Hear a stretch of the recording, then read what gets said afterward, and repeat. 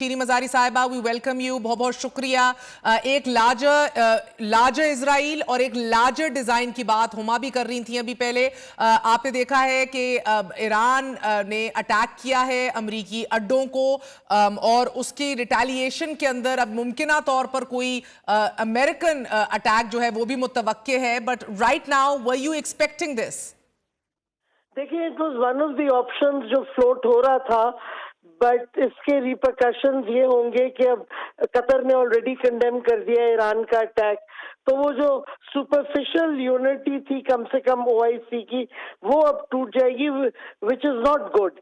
But Iraq और Syria में अगर यूएस बेसिस को अटैक करते हैं तो याद रखें वहां की पॉपुलेशन एंटी अमेरिकन है।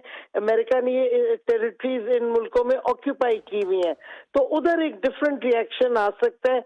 ऑलरेडी इराक में कई ग्रुप्स हैं जो अटैक करते हैं अमेरिकन को, तो उधर तो और बात है। बट ये गल्फ से कतर का करना और कुवैत पे करना और बहरीन पे, इसकी रिपरकशंस का नेगेटिव भी हो सकती हैं, इन द सेंस के बहरीन में पॉपुलेशन अगर आप देखें तो उधर पहले ट्रबल हुआ है between the state and the local population. तो ये यानी कि what I am saying is कि अब जंग और फैलेगी, केओस और फैलेगा, और लार्जर डिजाइन बिल्कुल देखिए इजराइल का तो वो ब्लड बॉर्डर्स का है, they want to cut down Muslim states जो पावरफुल हैं, उनका size cut down, physically cut down करना चाहते हैं। उन्होंने अमेरिका ने इराक को इस तरह किया है, सीरिया को किया है, लिबिया में देख लें, अब ईरान को वो करेंगे टारगेट। और जाहिर है अगर ईरान में चाइनीज इन्वेस्टमेंट है तो चाइनीज इंटरेस्ट इफेक्ट होंगे। और याद रखिए कि पाकिस्तान बिल्कुल, हम अगर समझें कि वी विल बी इम्यून, नहीं, हम भी फोकस में आएंगे। I'll get to the Pakistan का फोकस, मगर शीरी मजारी साहिबा, हम देख रहे हैं कि अभी सिचुएशन रूम में सदर डोनाल्ड ट्रंप मौजूद हैं और अमेरिका की तरफ से बताया जा रहा है कि बड़ा क्लोजली वॉच किया जा रहा है सूरत हाल को। यूएस एडमिनिस्ट्रेशन वांट्स टू सी कि कौन से इकदाम उठाए जा सकते हैं और उनके रेप्रिकॉशंस क्या होंगे।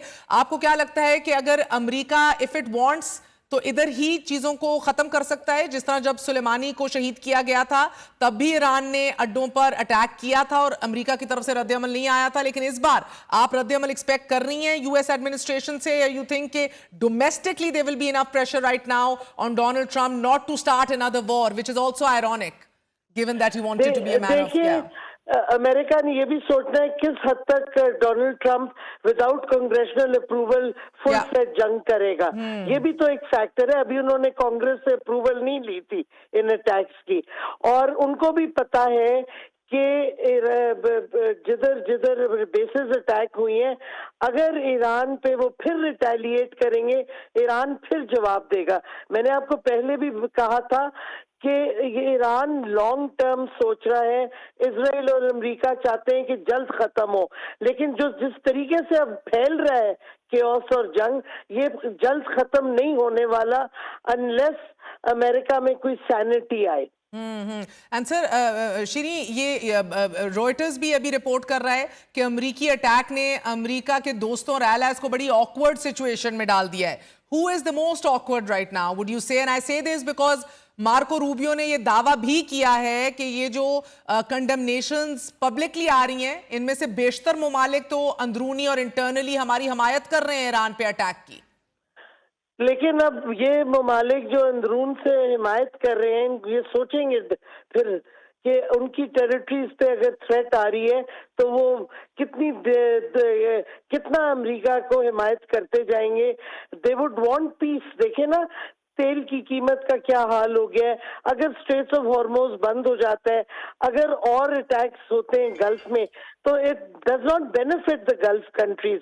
और एक और चीज याद रखें कि अमेरिका के एलाइज एशिया में बाकी देखें, आज जापान और साउथ कोरिया जो नेटो के समिट के लिए जा रहे थे, उन्होंने बैक स्टेप ले लिया, वो नहीं जा रहे after the attack on Iran.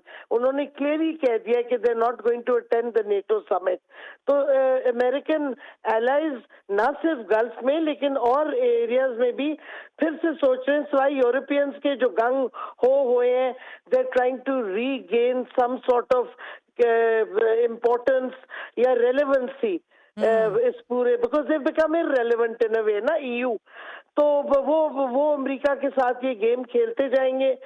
But Asia में जो अमेरिकन एलाइज हैं in the larger Asia scenario, उनका देखें, अब ये जापान और साउथ कोरिया का बैकआउट करना from the NATO summit, this itself is very important.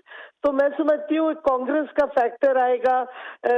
ये अरब कंट्रीज रीथिंक तो करेंगे कि क्या वो चाहते हैं ये जंग प्रोलॉन्ग हो जिससे उनको सख्त नुकसान होगा, और किस हद तक अमेरिका उनको डिफेंड करेगा ये भी अनसर्टन है। और इराक में ये अपॉर्चुनिटी मिलेगी जो एंटी अमेरिकन मगर शेरी, अभी फ्रांस ने भी कहा है कि जंग बंद करके दोबारा मुज़ाकरात की जानिब बढ़िए। Do you see that happening right now? Because देखें, अपनी तरफ से तो डोनाल्ड ट्रंप को लगता है कि उसने 3 न्यूक्लियर साइट्स को अटैक करके खत्म कर दिया तमाम तर मामला। गो के it remains to be seen कि वाकई यूरेनियम एनरिचमेंट का मामला भी खत्म हुआ भी है कि नहीं, that is debatable, but that's not the case. You know, I think a lot of this has to do with optics and muscle might right now as well. क्या इजराइल भी अभी यू थिंक अभी pacified है, America भी pacified है, Iran भी potentially इधर खत्म कर सकता है बात? Are all of these 3 countries in a mood to go back to the negotiation table? क्योंकि अमेरिकी होमलैंड सिक्योरिटी जो है उसने भी ये कहा है कि दुनिया में तमाम शहरी महफूज मकाम पर रहें, और ये हाई अलर्ट और सायरन्स अभी भी बज रहे हैं बीबी। नहीं, देखिए टेबल पे किस बेसिस पे आए? एट द गन पॉइंट तो नहीं आएगा ईरान। एग्रेसर स्टेट जो इजराइल है और जो क्या कहते हैं अमेरिका है, उनको क्या कहते हैं बैक स्टेप करना होगा। और ईरान ने ये भी कहा है कि पैलेस्टाइन के साथ हैं हम, यानी कि गाजा में भी इजराइल को वो जंग बंद करनी होगी।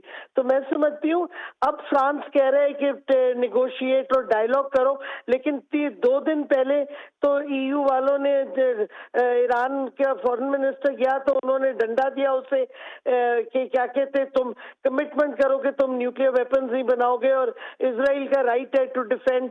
आज भी यूरोपियंस कह रहे हैं कि कोई इलीगल बात नहीं है जो अमेरिका ने अटैक किया है ईरान के न्यूक्लियर फैसिलिटीज को। तो यूरोप इज इररिलेवेंट एक्चुअली, जब तक वो इंडिपेंडेंट पोजीशन नहीं लेंगे, और वो नहीं ले पा रहे। एंड वेरी इंटरेस्टिंगली जाहिद साहब, अभी ये भी साथ कहा जा रहा है कि ईरान ने बहुत बड़ा साइबर हमला जो है वो पोटेंशियली ईरान कर सकता है। ईरान के हामी हैकर जो हैं वो अमेरिकी शहरियों और दीगर नेटवर्क्स पर भी हमले कर सकते हैं। And you know, 5th generation warfare, this is a whole different dimension which can not be overlooked. एक साइबर अटैक जो है वो कितना कलीदी किरदार अदा करेगा? Is this another aspect which remains to unfold? देखिए, ईरान इस वक्त उसके जो है जिस तरह से उसकी चीजों को तबाह किया गया है, उनके मिसाइल के अड्डों को तबाह किया गया है। देखिए, ईरान के पास कोई चॉइस नहीं है, उसके पास जो कुछ भी है वो उसको इस्तेमाल करेगा। और मैं समझता हूँ कि कोई भी मुल्क यही करता जो ईरान कर रहा है, और ईरान में खासतौर पर ज्यादा इसलिए भी है कि देखें, ये पीछे 40 साल की हम तारीख देखते हैं तो वहां पे एक रेजिस्टेंस रही है इनके, जो अमेरिका के और इसराइल के खिलाफ। अब मसला ये आता है कि ये इसे खतरनाक सूरत हाल है इख्तियार करके। सही बात है